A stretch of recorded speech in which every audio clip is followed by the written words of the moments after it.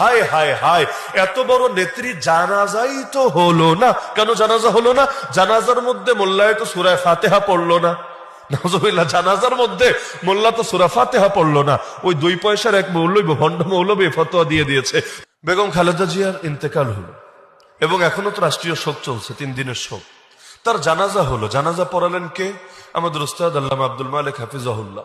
আমার উস্তাদ বলে বলছি না, বা শুধু বাইতুল মুকাররমের খতিব বলে বলছি না, হুজুরকে যারা কাছ থেকে দেখেছেন তারাই জানে এইরকম একজন আলেম, এইরকম একজন বুজুর্গ, এইরকম একজন আল্লাহওয়ালা, এটা এই দেশে থাকাটা দেশের জন্য ভাগ্যের ব্যাপার।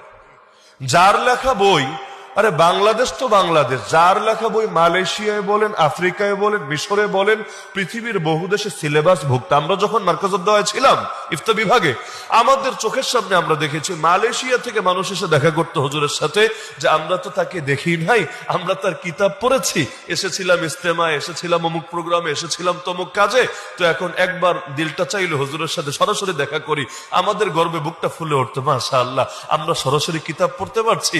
আর মানুষ পৃথিবীর আরেক প্রান্ত থেকে, যারা আমাদের মাতৃভাষা বোঝেই না কিন্তু আরবিতে লেখা কিতাব তারা সেখান থেকে পড়তে পারছে, কত গর্বের বিষয়, আলহামদুলিল্লাহ। তো এইরকম একজন মানুষ জানাজার ইমাম হওয়া, এইটাও তো ভাই ভাগ্যের ব্যাপার। ইমাম তো একজন হতেই পারে, যে কেউ নামাজ পড়ায় দিতে পারে। জানাজার নামাজ পড়ানো কি এমন জটিল ব্যাপার?